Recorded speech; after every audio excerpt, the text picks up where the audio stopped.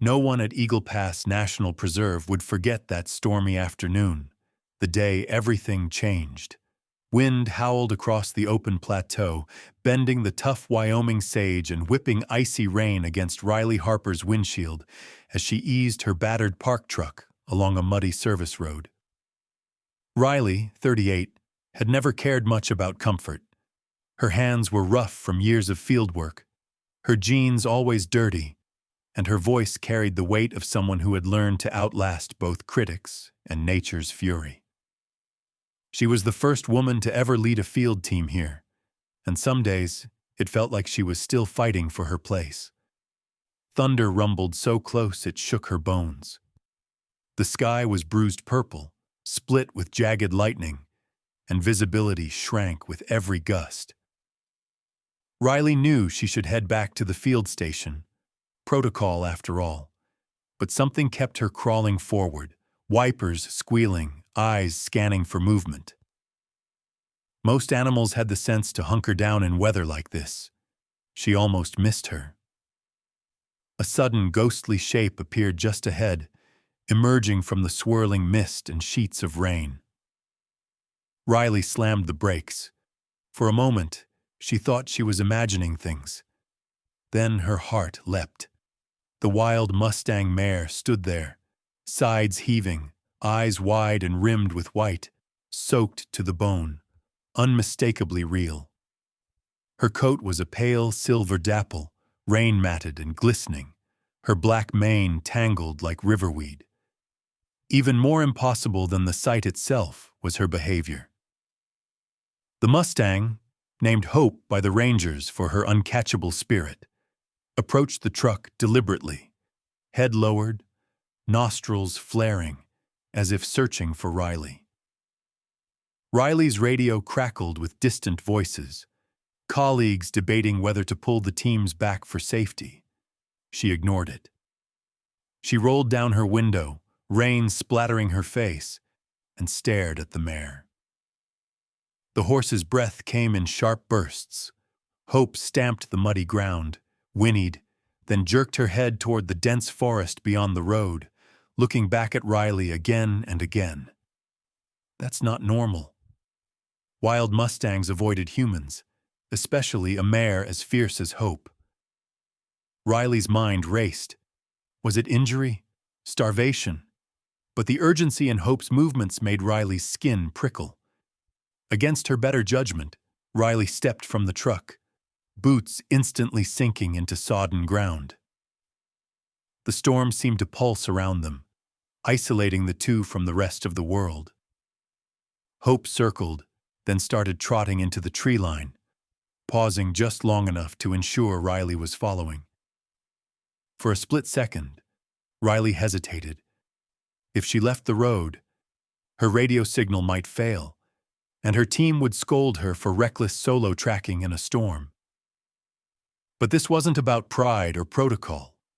Something was wrong, and Riley's instincts screamed louder than the thunder. She glanced back at the safety of her truck. No turning back now. She pulled her raincoat tighter, slung her emergency pack over one shoulder, and plunged into the woods after the mare. Each step was a fight. Slick roots, tangled underbrush, wind-driven branches whipping at her face. Her flashlight beam jittered across trunks and shadows, barely piercing the gloom. Hope moved quickly, glancing over her shoulder, leading Riley deeper into the wild heart of the preserve, away from any trails or markers.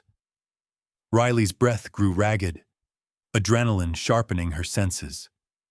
She realized she was shivering, not from cold, but from anticipation and fear. Suddenly, Hope halted, tail raised, body taut as a bowstring. Riley caught up, her boots slipping on the muddy slope ahead. Before her, the land dropped away into a deep, narrow ravine, a scar gouged by centuries of flash floods. The storm raged even harder here.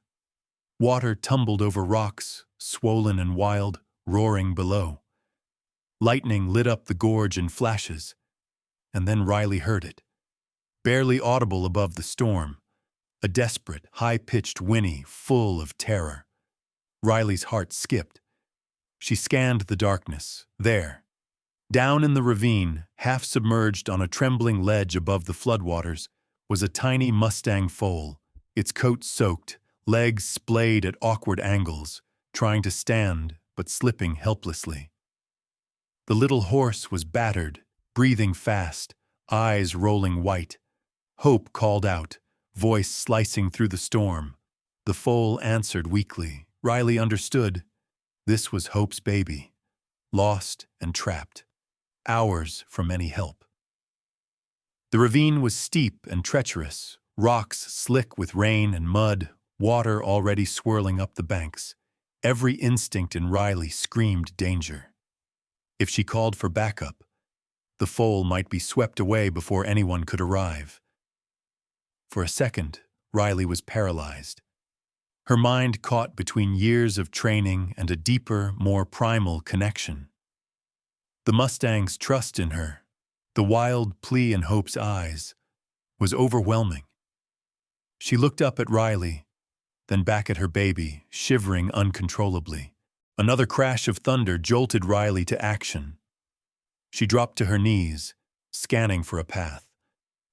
Hope paced beside her, hooves churning up the earth, mane lashing. The storm seemed to close in, a living force. Riley fumbled for her emergency rope and a collapsible pole, calculating distances, angles, everything she'd learned from rescues and lost hikers. The sound of the foal's cries gnawed at her heart.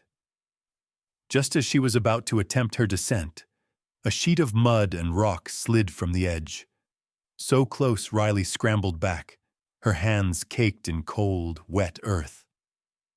Hope neighed sharply, stamping as if urging her on. There was no time for doubt, no time for fear. Riley fixed her eyes on the trembling foal, adrenaline drowning out every other thought. Somewhere deep in her chest, she knew, whatever happened next, she could not walk away. Rain lashed Riley's face as she crouched at the edge of the ravine, mud sucking at her boots, her heart thudding so loud it nearly drowned out the storm. Down below, the tiny foal's cries faded in and out with the wind, each sound more desperate than the last. Lightning lit the scene in stark white, revealing just how sheer and unstable the descent would be. Riley's mind raced, weighing her options, knowing there was no time to wait for backup. By the time anyone else got here, the foal could be swept away, or worse. Riley gritted her teeth and worked quickly, scanning the ground for a safe anchor. She wedged her emergency rope around a sturdy pine root, testing it twice for strength. Hope paced anxiously above, eyes wide, nostrils flaring, sending up plumes of hot breath that mingled with the mist. For a moment, Riley met the mare's gaze, an unspoken pact passing between them. "I'll bring your baby back." Riley tried to steady her shaking hands as she slipped the rope around her waist, knuckles whitening. She checked her footing, the mud slick as ice. Every muscle in her body tensed as she began her descent, boots searching for the rare, stable hold. Rainwater ran down her neck, pooling in her shirt, her clothes heavy and cold. Inch by inch, she slid down, the wind howling in her ears, the scent of wet earth and pine thick around her. About halfway down, a sudden crack split the air. The ground shifted beneath her. Riley's foot slipped, sending a shower of pebbles tumbling into the raging water below. She managed to cling to the rope, but pain flared sharp in her left thigh. A jagged rock had cut through her jeans, tearing into her skin. She bit down on a gasp, not daring to look at the blood seeping down her leg. Now was not the time for pain. The foal was only 10 feet away now, but the ledge was barely wide enough to stand on. Riley steadied herself, wiping rain from her eyes, and spoke in the calm, low tone she'd used on anxious horses before, even wild ones. "It's okay. I'm coming." The foal, eyes rolling white with terror, tried to scramble away, but the current boxed it in on three sides. It shivered violently, too exhausted to resist. Riley knelt, feeling the rocks grind beneath her knee. She reached into her pack for the collapsible pole, extending it as gently as she could, hoping not to frighten the little horse further. The foal squealed, a thin, broken sound, and flinched, nearly tumbling into the torrent. Riley froze, heart hammering. "It's okay. Shh." She waited, barely breathing, until the foal's panic ebbed. Above her, Hope neighed, her voice urgent, echoing down the ravine. The foal turned toward the sound, ears twitching, just as Riley slowly inched closer. She murmured soft encouragements, keeping her movements deliberate, steady. With a trembling hand, she brushed mud from the foal's muzzle, letting it sniff her palm. "That's it. You're safe now."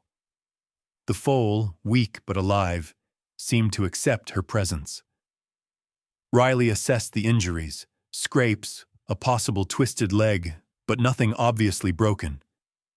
She'd have to lift it, quickly. The rain was coming down even harder, the river rising, swirling with new debris.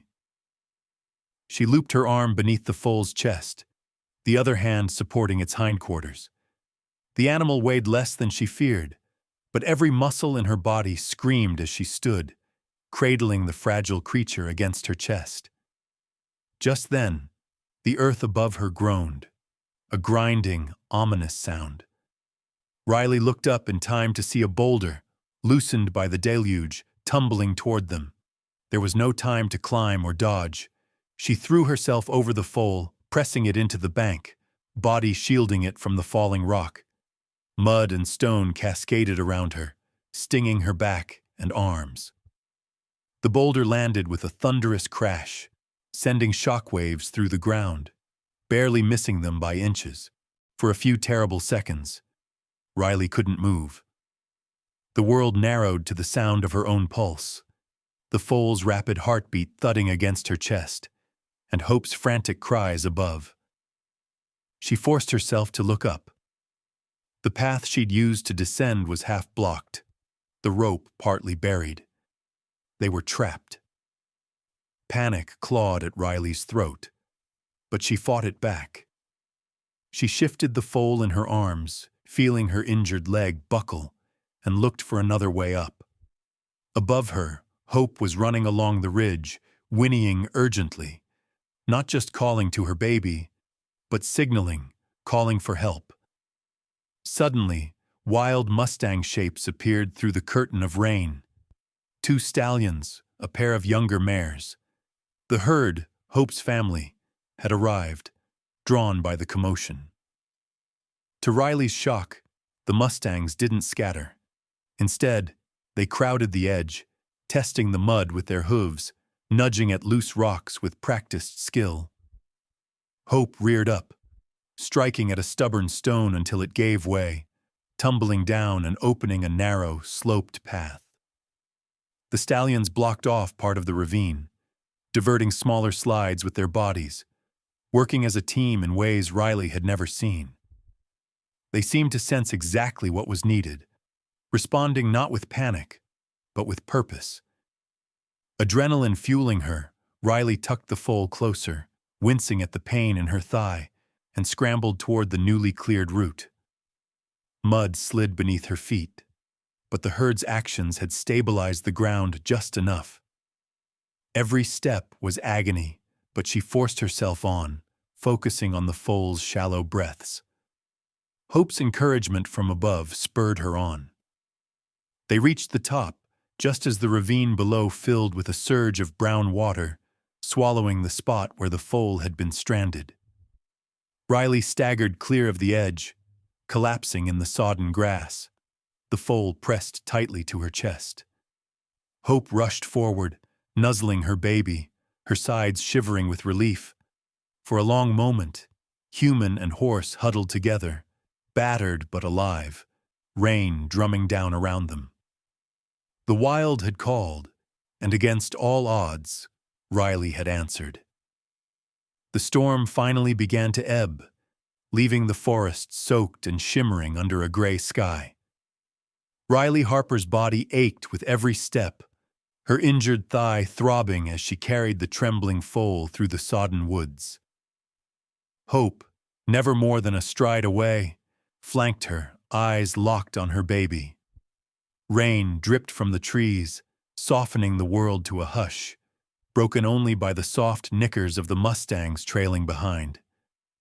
Riley's arms felt like lead, but she clung to the foal, feeling its small heart pounding with exhaustion and fear. The field station came into view at last, a battered cluster of buildings surrounded by mud and pine, floodlights flickering in the fading afternoon. Riley's radio, silent for so long, finally crackled to life. "Riley, where are you? Report in." It was Marcus, her deputy, voice tight with worry. Riley pressed the button, panting. "On my way in. Need medical supplies and help at the barn. It's the foal. I have the foal." Her words hung in the air for a heartbeat before Marcus replied, incredulous. "You what? You brought it out alive?" There was a flurry of voices in the background. Shock, relief, disbelief. As Riley emerged from the trees, soaked to the bone, her team rushed forward. Marcus, a big, burly man with a bushy beard, gaped at the sight of Hope walking freely at Riley's side. Even the most seasoned rangers froze, mouths open, as the wild mare kept her distance but did not run. Hope's body was tense, but she showed no aggression. Her only focus was the foal cradled in Riley's arms.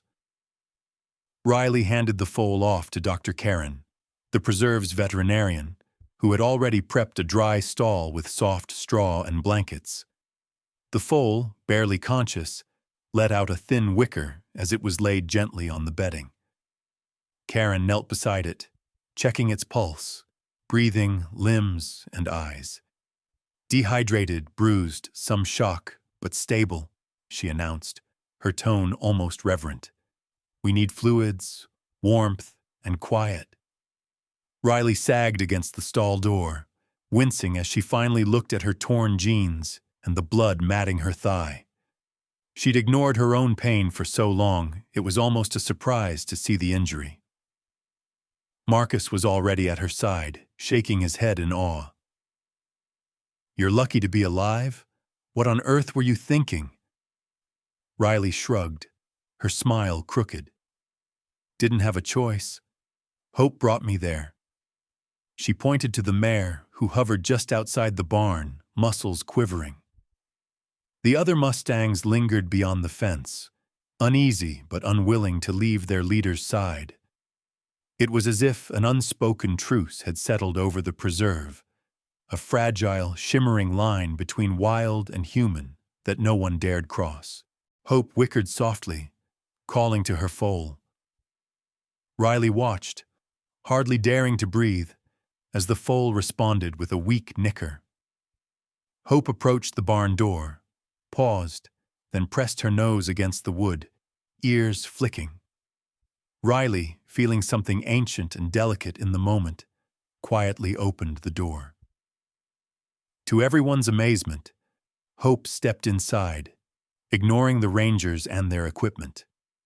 She went straight to her foal, nuzzling the little one gently, then lowered herself to the straw beside it. The staff watched in silence. No one moved, as if any sudden motion might shatter the spell. For years, the preserve had been divided on the value of the wild Mustangs.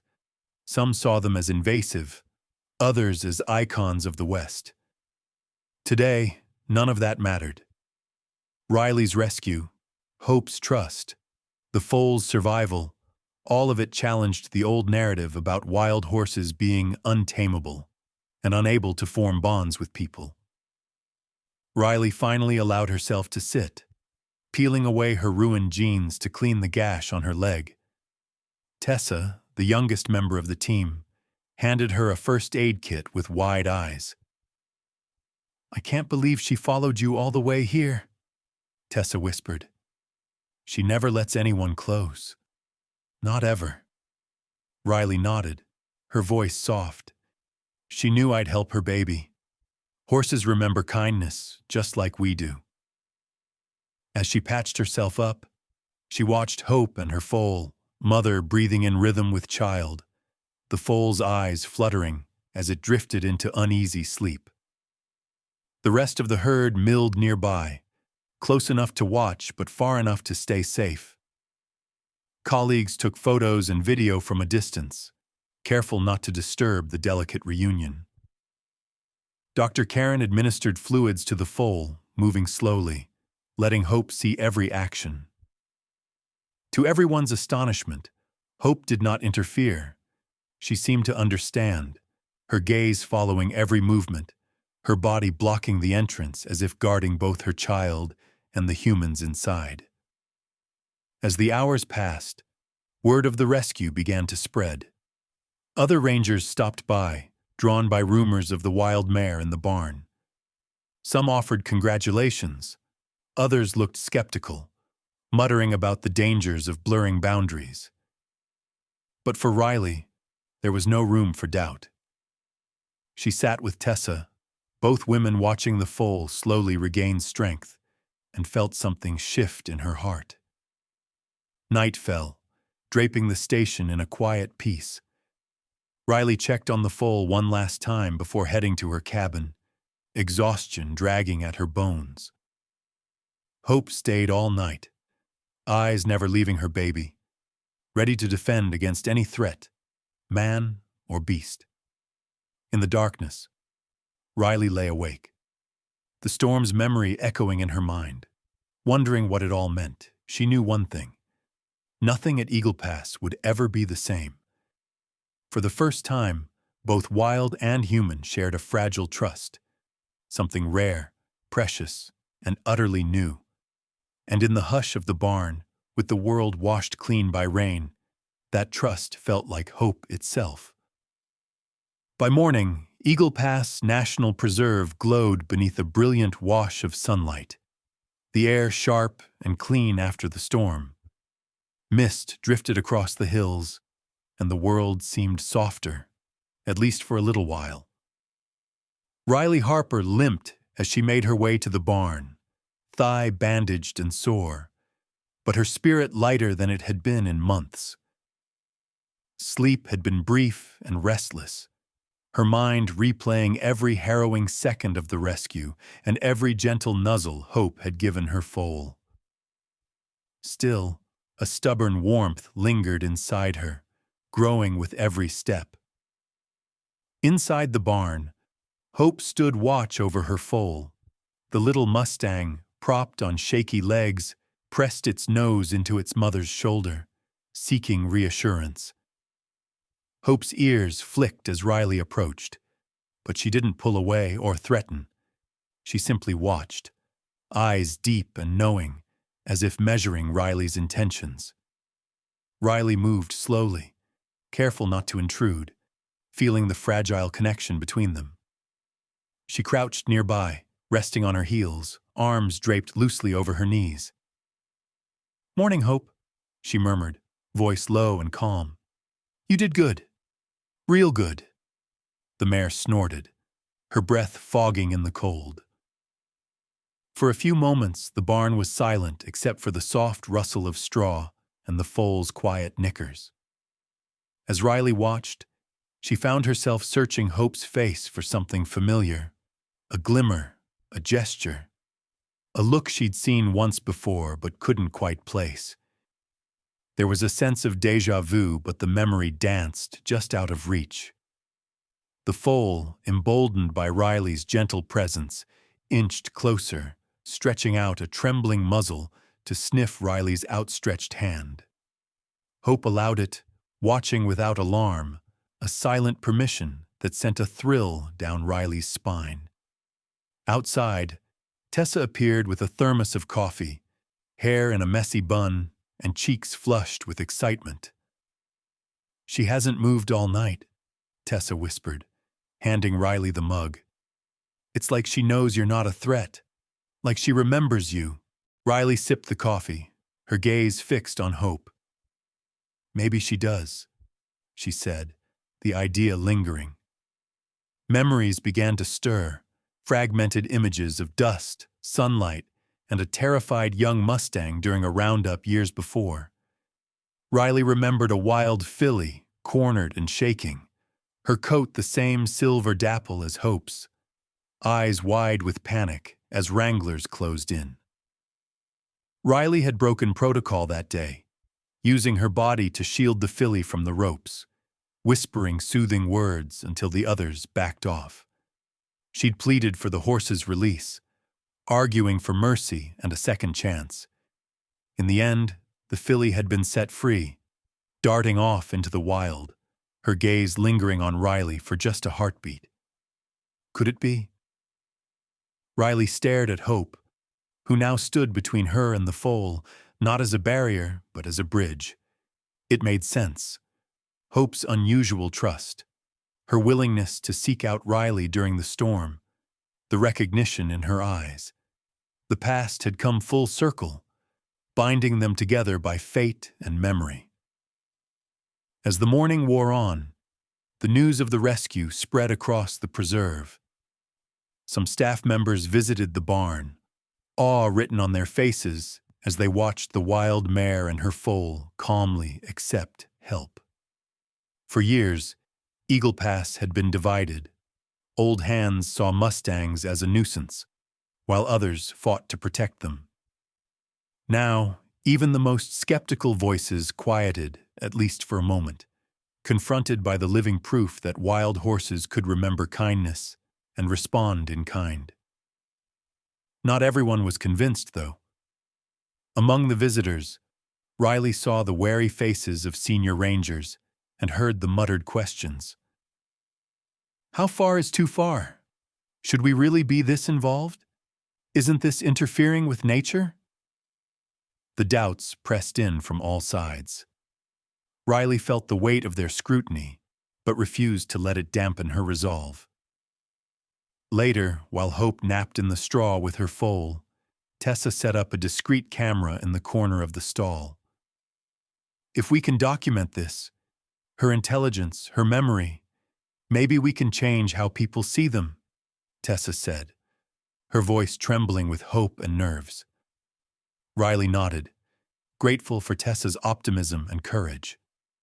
The two women watched the camera's tiny screen, capturing every twitch and gentle nudge, knowing they were witnessing something rare and precious.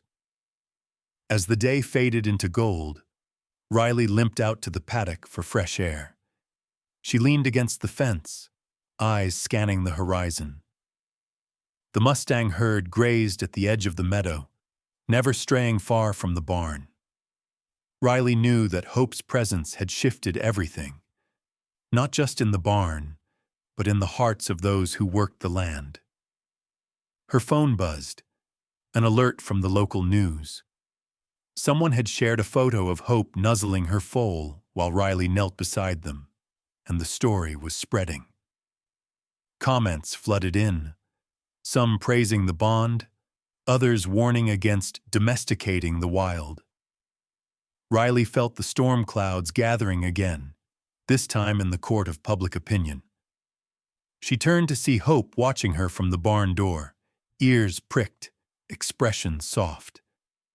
Riley smiled, her voice barely above a whisper. "I remember you too." That night, as dusk deepened, Riley sat with Tessa reviewing the video. They watched Hope's every move, her careful touches, her calm trust around humans. "We need to show them all," Tessa said. "Not just the danger, but the understanding, the memory, the choice." Riley nodded, hope and worry twining in her chest. She didn't know what tomorrow would bring. More rules, more questions, maybe even a fight for her job. But in the barn, where old memories and new bonds mingled, She was certain of one thing.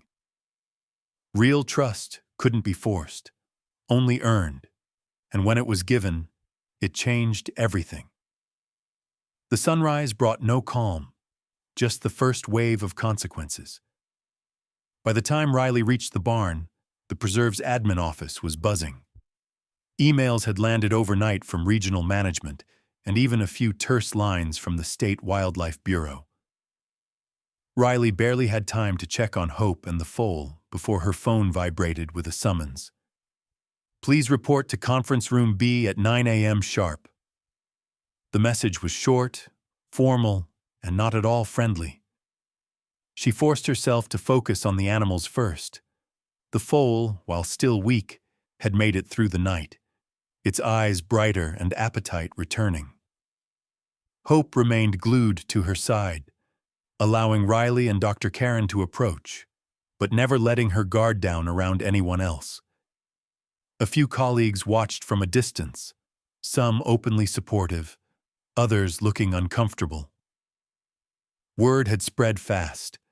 There were now whispers in the hallways, arguments in the break room, and more than a few sharp glances in Riley's direction. By 9, Riley walked stiffly into the conference room, pain shooting up her thigh with every step. The room was crowded. Preserve manager Bethany Jordan, 2 men from the regional office in dark suits, and the local vet representing the state. Bethany's expression was icy. One of the regional officers, Mr. Collier, cut straight to the point. "We've reviewed your field report, Ms. Harper. While the committee appreciates your dedication to animal welfare, your actions during yesterday's storm constitute a clear breach of emergency protocol. You ventured alone into dangerous conditions, ignored backup procedures, and physically intervened with a wild animal without authorization. This puts both your safety and the preserve's reputation at risk. Do you have anything to add?" Riley's hands balled into fists beneath the table. She felt her pulse in her ears, but she kept her voice steady. "I made a judgment call. The foal wouldn't have survived without immediate action. Hope, the mare, came to me. She trusted me. I couldn't walk away." The vet, Dr. Sutter, leaned in. "You also brought a wild animal into close contact with humans and potentially exposed it to domestic pathogens. There's a reason we have these rules. What if that foal had died? What if Hope attacked someone?" Bethany nodded, her gaze sharp. "Furthermore, your presence and interaction with the Mustangs have drawn media attention we're not prepared for. Local news outlets are already calling, and I'm fielding questions from the Bureau of Land Management." Riley bristled, but forced herself to stay calm. "The public's attention isn't all bad. People are seeing these horses for who they are: intelligent, sensitive, and capable of trust. I think the footage Tessa captured—" Mr. Collier cut her off. "We're not here to discuss social media. We're here to decide if your actions warrant disciplinary action and whether the foal and its mother should remain together or be separated for more intensive veterinary care." The words hit Riley like a punch. Separate them? That'll traumatize both. You saw what happened. Hope found me, led me straight to her foal. She's not like other wild Mustangs. She remembers. She trusts. The meeting devolved into heated debate. Dr. Sutter argued for separating the animals to minimize risk and allow for more controlled treatment, while Riley pleaded for keeping them together, pointing to Hope's remarkable calm and the foal's progress. Bethany, meanwhile, worried aloud about precedent. If they made exceptions for Hope, what message did that send about boundaries between human intervention and the wild? By the time the meeting ended, Riley was given a warning.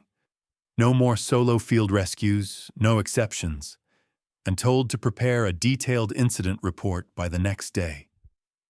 The fate of the foal and Hope was left in limbo pending review from the Bureau's legal team. Riley left the room feeling battered, but not defeated.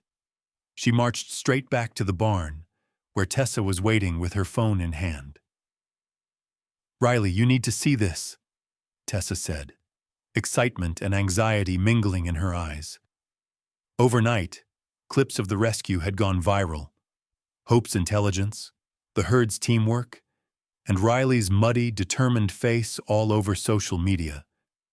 There were hashtags trending, heartfelt messages from horse lovers across the country, and calls for greater protection for wild Mustangs.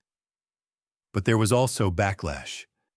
Traditional ranchers and hardline conservationists warned of dangerous interference, domestication of the wild, and irresponsible heroics. Local TV news trucks showed up at the preserve gates, cameras rolling. Riley found herself fielding questions from reporters, some friendly, others skeptical, while managing worried glances from her team. Even as she did her best to answer with patience, she saw Bethany in the background, her jaw set in a hard line. In the barn, Dr. Karen stood by the stall, arms crossed. "They want to move the foal for more tests," she said quietly. "But I'll stall them as long as I can. You did the right thing, Riley. Don't let them bully you." Hope seemed to sense the tension. When a stranger approached, she positioned herself between her foal and the door, ears pinned, muscles bunched to spring. But whenever Riley or Tessa entered, the mare relaxed, her tail flicking in gentle greeting. The trust that had saved the foal now kept mother and child together, if only for a little longer. That evening, Riley sat on her cabin porch, exhaustion making her hands shake. The preserve was split between fear and hope, tradition and change, old rules and new realities. Riley knew the fight wasn't over. If anything, it had only just begun. She looked up at the rising moon and made a silent promise to Hope and her foal.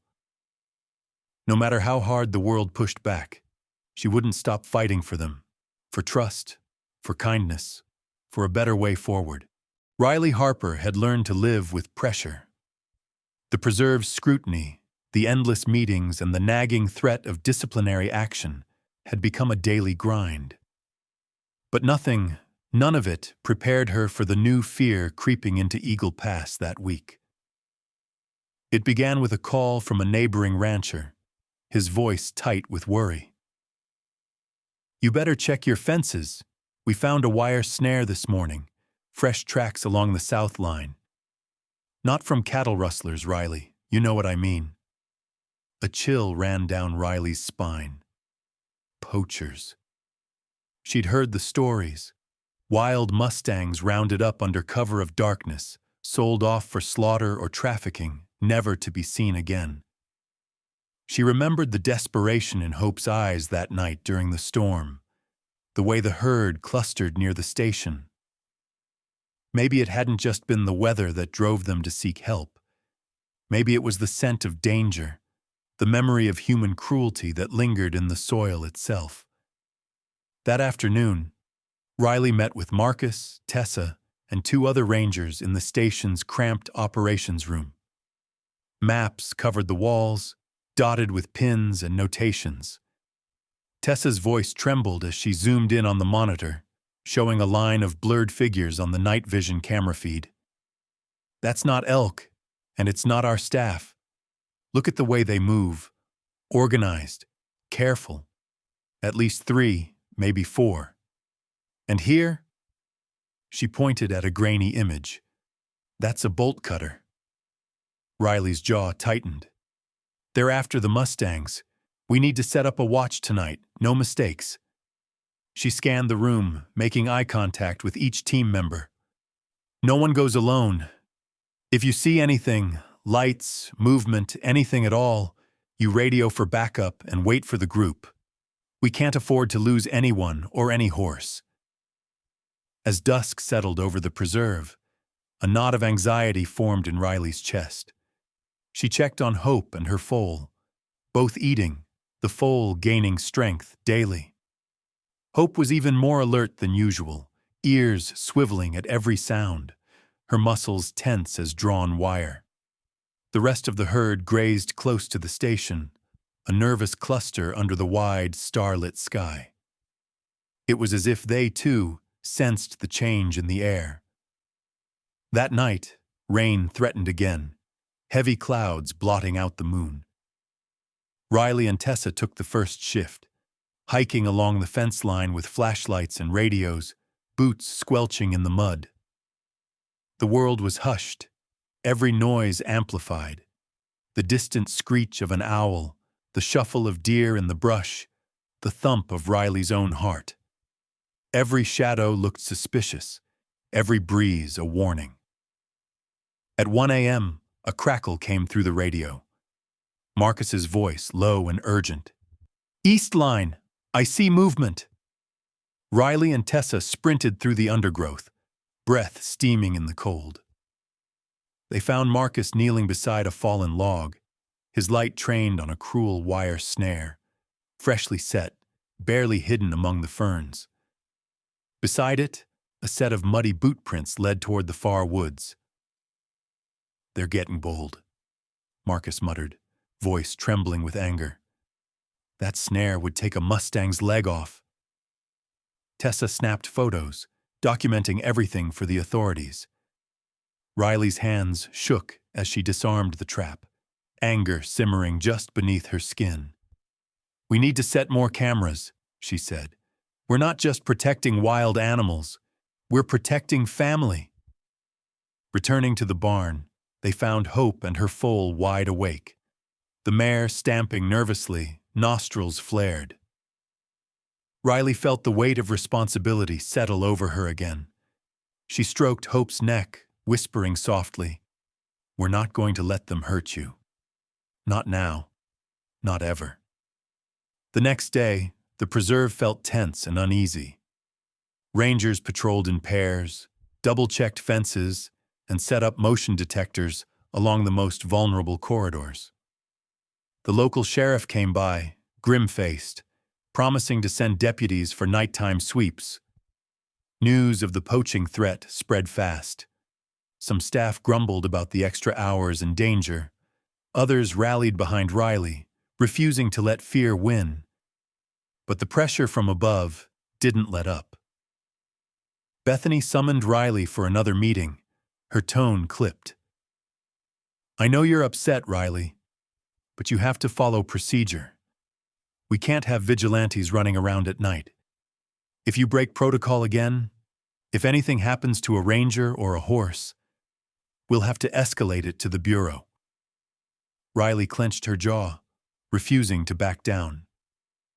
"I'm not putting my people in danger, but I'm also not letting these horses get stolen right out from under us." Bethany sighed, rubbing her temples. "You're making things difficult for everyone. The board wants to know why the Mustangs are clustering around the station. Some think you're training them. That's not what we're supposed to do here." Riley shook her head. "They're not being trained. They're seeking safety. They know what's out there. You can't tell wild horses not to be afraid." After the meeting, Riley walked back to the barn, anger and frustration burning in her chest.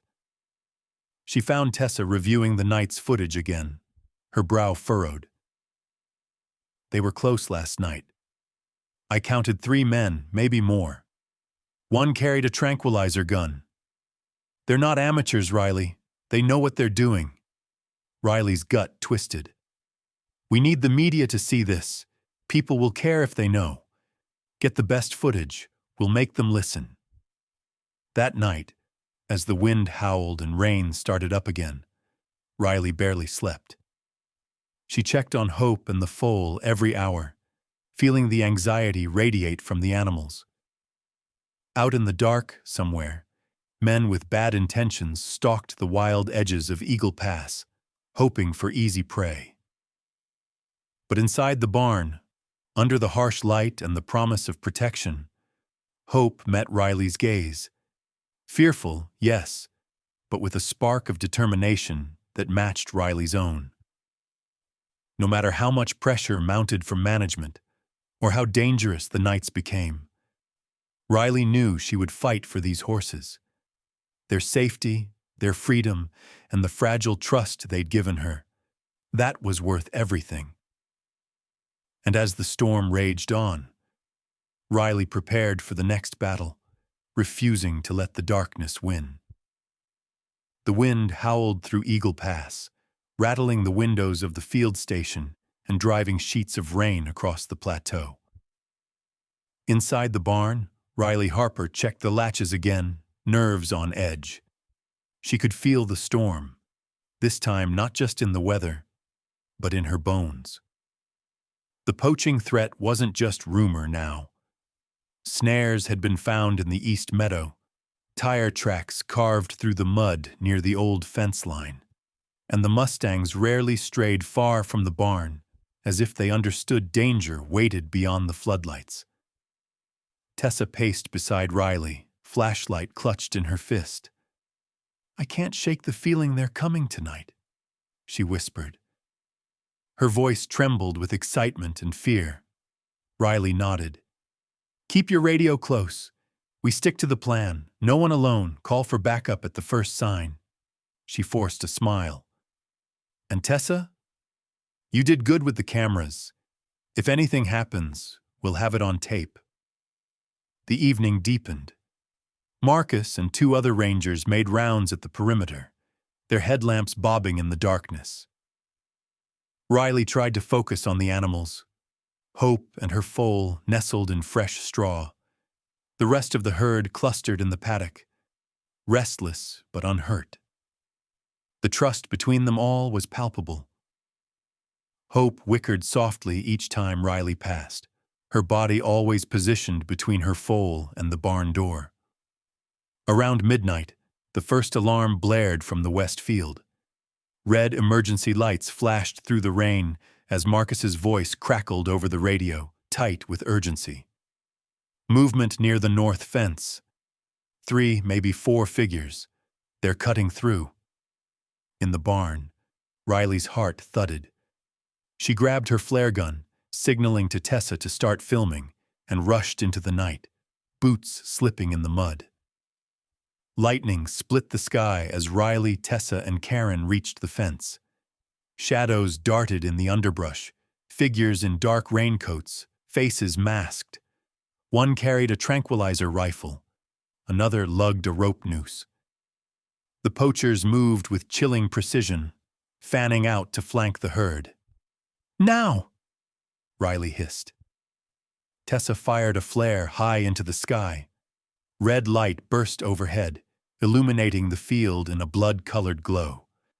An alarm blared from the barn's roof, shrill and insistent.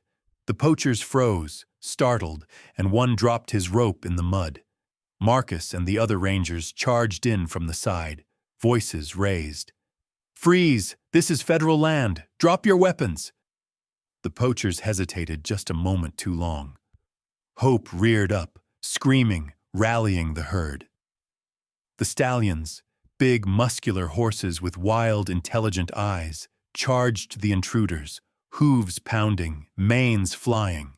The mares and foals, led by Hope, bunched together, forming a living wall, blocking the path to the barn. The poachers panicked. One tried to leap the fence and was tackled by Marcus, both men rolling in the mud. Another fired a tranquilizer dart, but it went wide, thudding harmlessly into a tree. Riley stood her ground, eyes locked on the largest poacher, who brandished a metal pipe. For a moment, it looked like he might swing at her, but the sudden arrival of headlights, ranger backup, sirens wailing, sent the remaining poachers scrambling. Tessa caught it all on video. The standoff, the human-animal teamwork, the wild intelligence in the Mustang's eyes as they defended their own. The final poacher bolted for the woods, but Karen, calm and unflinching, blocked his escape with her truck, trapping him against the fence. Within minutes, county deputies arrived, guns drawn. The poachers were arrested, faces pale under the bright searchlights. As they were led away in handcuffs, Riley could see anger and humiliation in their eyes. She felt no pity. The aftermath was chaos.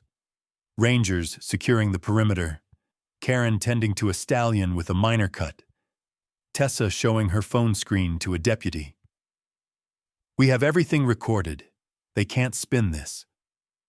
Reporters gathered at the gate, drawn by police scanners and social media alerts. Someone snapped a photo of Hope, still bristling with adrenaline, flanked by her herd, her head high, eyes sharp, a living symbol of wild resilience. Riley slumped against the fence, exhaustion washing over her in waves. Marcus clapped her on the shoulder. "Hell of a night, boss." He grinned, mud streaked across his face. "You should have seen those stallions. Never thought I'd watch horses outmaneuver grown men." As dawn broke, the full impact of the night settled in. Hope and the foal, unharmed, grazed at the edge of the field. The stallions pranced, proud and unbowed, while the mares and young circled together, watchful but calm. The entire herd had survived, thanks not just to the rangers, but to their own courage and cooperation. By sunrise, regional officers and wildlife officials arrived to review the incident. Tessa handed over the footage, her hands still shaking. "This wasn't just a rescue," she said. "It was teamwork, real teamwork, between people and wild horses. You have to see it." Bethany, the preserve manager, watched the replay in silence. The video was undeniable. The Mustangs and the humans fighting side by side. The trust Hope had placed in Riley and the others. The bravery of the herd. For the first time, Riley saw a glimmer of respect in Bethany's eyes, a reluctant admission that something extraordinary had happened. That afternoon, as news spread, the public's response was immediate and overwhelming. Messages of support flooded in from across the country. Calls for stronger protection for Mustangs, donations for the preserve, offers to volunteer.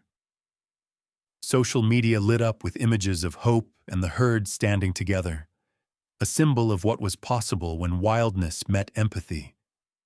But for Riley, none of it mattered as much as this. The Mustangs were safe, their trust unbroken, and the line between human and wild, at least for one night, had vanished.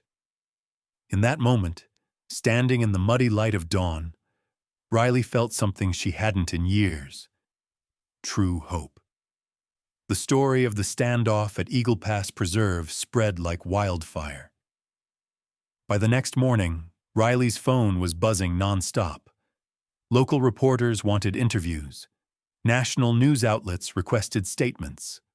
Wildlife officials arrived in unmarked trucks, not just to file reports, but to see with their own eyes the horses and the woman at the center of the storm. Riley had barely slept, but adrenaline and a sense of purpose pushed her forward. She stood by the paddock fence as the herd grazed peacefully. The field station was unusually busy. Staff bustled about, answering phones and managing the sudden influx of attention. Tessa hurried up, phone in hand, her eyes wide. "Riley, you have to see this. Hope and the stallions are trending all over social media. People are calling them heroes. Everyone's asking for updates, for more footage, for ways to help." Riley tried to smile, feeling the magnitude of the moment. She looked over at Hope, who stood tall and watchful at the center of her herd. The foal, fully recovered, pranced around her mother's legs, occasionally stopping to snuffle the grass or nuzzle her side. Even the most skeptical rangers had started to soften, giving the Mustangs a wide berth, but no longer treating them like an inconvenience. At noon, Bethany found Riley by the barn. Her tone was different, more respectful, less guarded. "The regional director is coming this afternoon," she said, "and you're invited to speak at the Conservation Summit next week. People want to hear the story straight from you and from the team." Riley raised her eyebrows. A summit? I've never even spoken at a school assembly. Bethany smiled faintly. You earned this, Riley. What you did, what happened here, changed everything. Not just for Eagle Pass, but for conservation everywhere. People are rethinking what's possible. News crews set up cameras by the main gate. Riley hated the attention, but she understood its power. When a reporter asked her how she'd known what to do that night, she simply answered, I trusted the horses. Hope trusted me back. We fought for each other. That's what real conservation looks like. Later, in the field station's conference room, Riley sat at the head of a long table crowded with wildlife officials, researchers, and even skeptical representatives from the Bureau of Land Management. On a projector screen, Tessa played the footage. Hope rallying her herd, the stallions blocking escape routes, the mares shielding the foals as the humans flanked the poachers. The room fell silent. The tension in the video undeniable. When the clip ended, the regional director, a tall woman with silver hair and an air of quiet authority, turned to Riley. You've started something here. Cooperation, trust, memory. It's not the way we were taught to manage wild herds, but it works. We need to learn from this. I'm proposing a pilot program for cooperative conservation. The preserve will serve as our model. Bethany added, the board has voted to let Hope and her foal remain together under monitored observation. No capture, no separation, just study and respect. Relief and pride washed over Riley. She glanced at Tessa, who beamed with pride, then at Karen, who blinked away tears. Even Marcus, who'd never shown much emotion, gave a tight nod.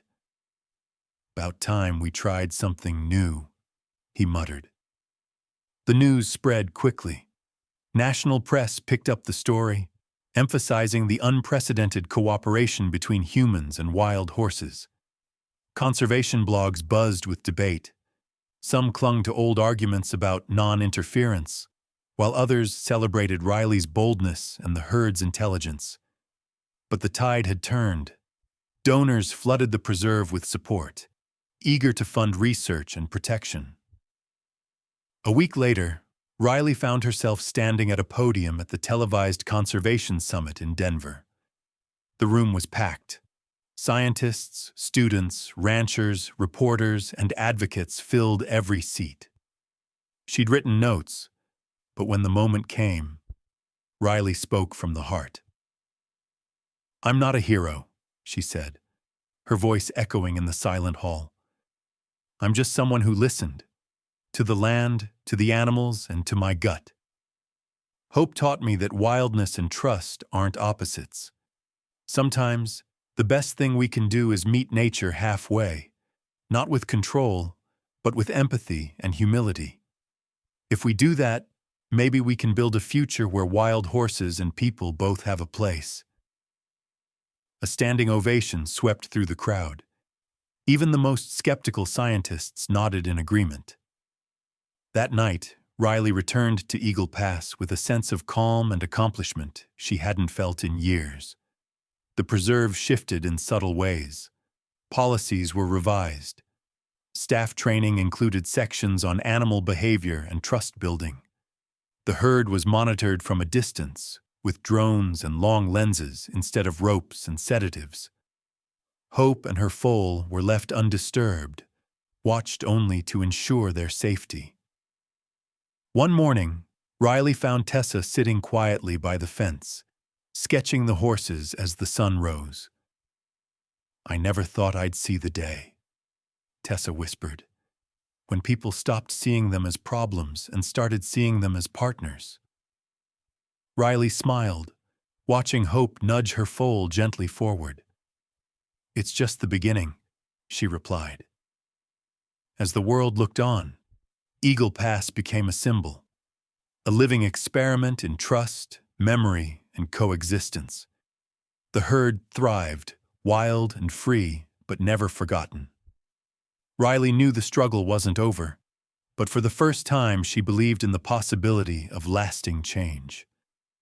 Summer dawn broke gently over Eagle Pass, gold light rolling across the grasslands, bathing the herd in a warmth that felt almost like grace. Months had passed since the night of the poachers and the harrowing rescue that changed everything. The preserve's rhythm was different now, more cautious in some ways, but also more open, more hopeful. Riley Harper stood on the rise overlooking the valley, notebook in hand. She watched Hope and her foal, now robust and fast, their coats glossy in the morning sun, chase each other across the field. Sometimes the whole herd joined in, mares and stallions kicking up their heels, snorting and rearing with abandon. It was joy, pure and wild, and Riley never tired of it. In the months following the summit, Eagle Pass became a living laboratory for a new way of thinking. Scientists from around the country arrived with their questions and their notebooks, eager to observe what Riley's team had managed to achieve. School groups visited, eyes wide with wonder at the wild horses that now grazed so close to the field station, unafraid but still free. Documentaries were filmed. Articles ran in major publications. Some called it a miracle, others called it an experiment. Riley called it a lesson, a reminder that real progress in conservation meant seeing the world as a web of relationships, not just resources. She'd become a mentor almost by accident. Tessa, who'd started as a nervous intern with a camera, now led research on herd intelligence and social bonds. Together, they ran training sessions for new rangers, emphasizing observation over intervention, respect over control. "Watch before you act," Riley told every new recruit. Animals remember. They notice the difference between harm and help. Every choice matters. Privately, Riley reflected often on the night she'd first followed Hope through the storm, the trust in the mare's eyes, the risk she'd taken. It was a turning point, not just for the preserve, but for herself. She'd spent years proving she belonged, fighting for every inch of ground. Now people came to her for guidance, for wisdom. She realized, with a mix of humility and pride, that leadership wasn't about being the loudest in the room. It was about listening, adapting, and sometimes being brave enough to break the rules for the right reasons. There were setbacks, of course. Not everyone agreed with the changes. Some old-school rangers muttered about softness and overstepping. A few locals still saw the Mustangs as pests, a threat to grazing land. Sometimes the pressure from state officials or national agencies grew sharp, especially when budgets were debated or a single horse wandered across a boundary line. But Riley and her team pushed on, using their growing platform to speak about what mattered: coexistence, compassion, and the intelligence of wild animals. The new Cooperative Conservation Program attracted visiting experts, biologists, animal behaviorists, even psychologists interested in the ways animals formed and kept memories. Riley took them out at dawn, showing them how Hope greeted her each morning with a soft nicker, how the herd responded to gentle voices and steady movements.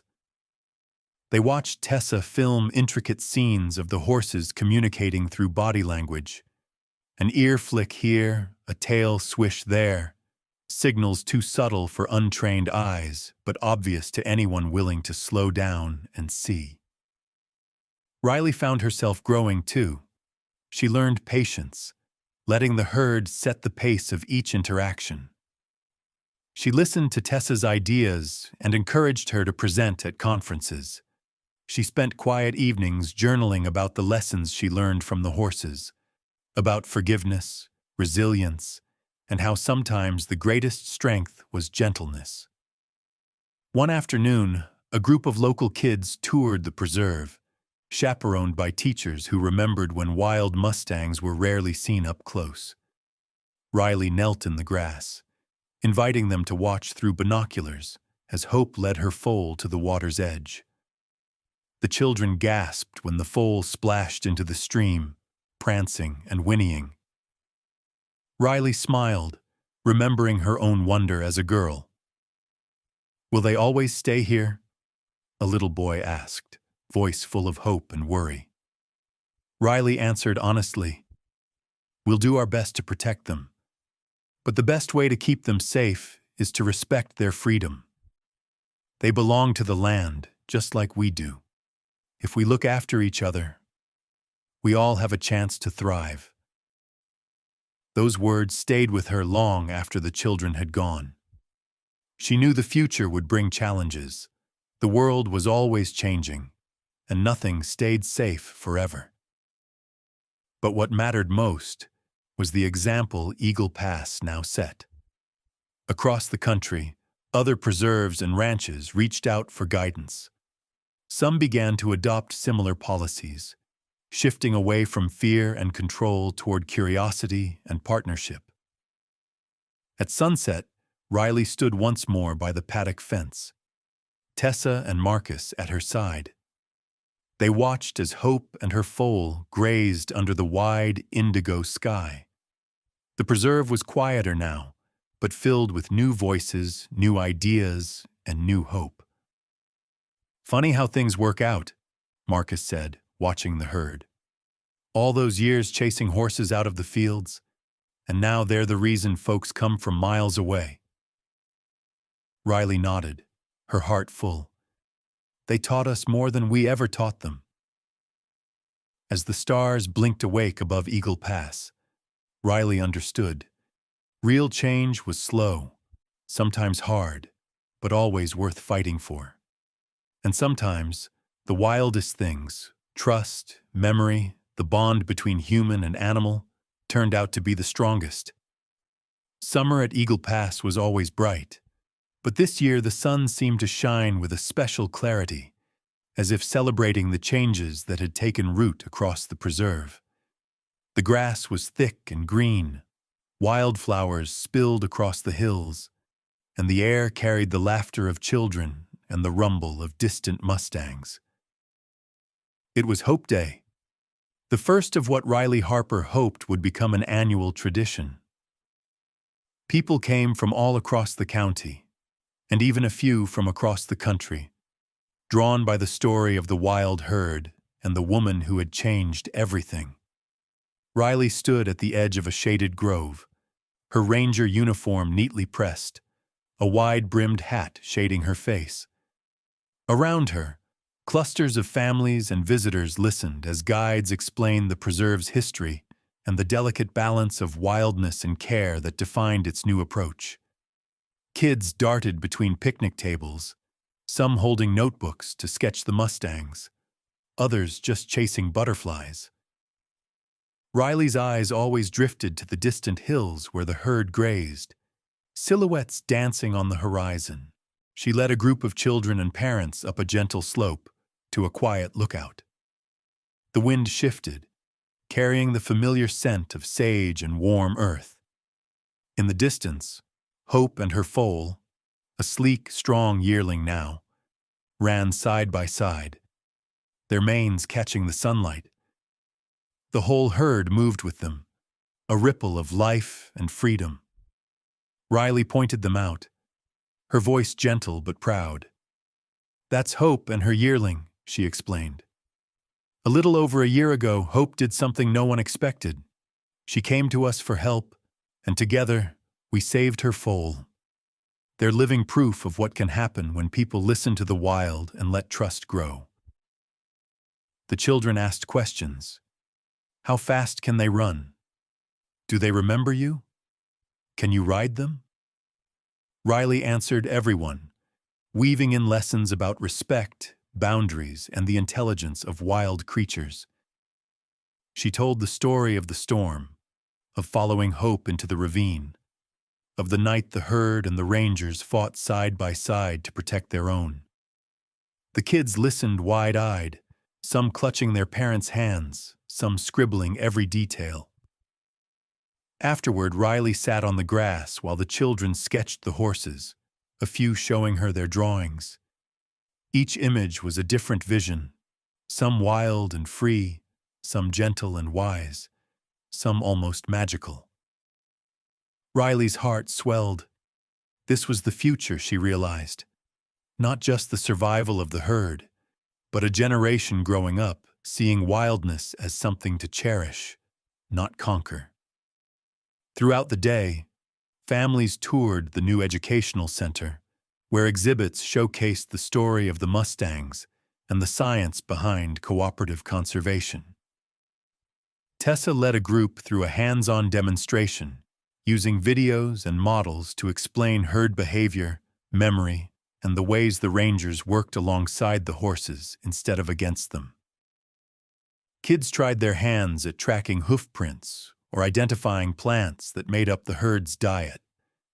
Parents lingered over displays of photos, Riley in the storm, Hope and her foal nuzzling in the barn, the dramatic showdown with the poachers. In the afternoon, the community gathered for a brief ceremony. Bethany, no longer just a manager but a vocal advocate for change, stepped forward to honor Riley and her team. The applause was loud and heartfelt as Riley was presented with a plaque, her name etched below the words, "For courage, empathy, and lasting change." She accepted it quietly. Not one for speeches, but her gratitude was evident in her steady smile. Tessa joined her on stage, and together they spoke not just about the past, but about what lay ahead. Tessa told the crowd, "What happened here isn't just a story about horses or one person's bravery. It's about partnership between humans and the wild, between each of us and the world we want to build." As the sun dipped low, painting the sky in gold and rose, Riley wandered to her favorite hilltop and looked out over Eagle Pass. The preserve, once a battleground of old habits and resistance, was now a beacon. Rangers from other states came to study its methods, students interned every summer, and policies were being written based on what Riley, Tessa, and the Mustangs had taught the world. Even skeptics grudgingly admitted that the experiment had changed minds and hearts. Riley found a quiet moment by the fence as Hope approached, her yearling close behind. For a long while they simply watched each other, breathing the same air, bound by memories of storm, risk, and trust. Hope flicked her ears and nudged Riley's hand, a gesture so gentle it nearly brought tears to Riley's eyes. "You started all this," Riley whispered. "You showed us what was possible." As dusk settled, laughter and music drifted up from the campfire. The first Hope Day was nearly over, but Riley knew the legacy would last. She thought of all she'd learned, not just about wild horses, but about herself, about leadership, and about the real meaning of courage. It wasn't just rushing into danger or defying authority. It was listening to the quiet voices, the ones that asked for help, and answering with empathy. Before leaving, Riley stood before the gathered families and children, her voice strong and clear. "We name this day Hope Day, not just for the mare, but for what she represents. True progress doesn't come from controlling the wild, but from meeting it with humility, respect, and a willingness to learn. Every act of kindness, every moment of trust, leaves a mark. And if we listen, if we care, we can build a world where humans and wild things thrive together." The applause lingered long after Riley finished. As the stars emerged over Eagle Pass, the herd ran free in the darkness, their hoofbeats echoing like a promise. And so a new legacy was born, one of partnership, memory, and the unbreakable thread of hope.